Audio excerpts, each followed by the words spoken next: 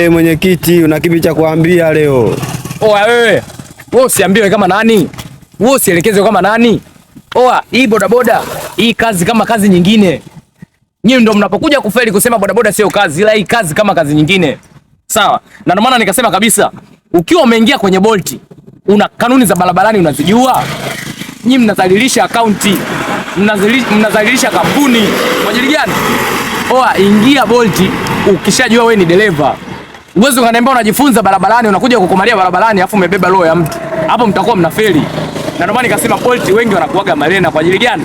Wanataka wajifunze muda huo wamebeba roho ya binadamu. Au mnaowabeba wanategemewa na familia zao. Unajua? Au mnaowabeba kusema tukomalie barabarani. Hao wana maisha yao. Kuwa dereva ndio ufanye kazi.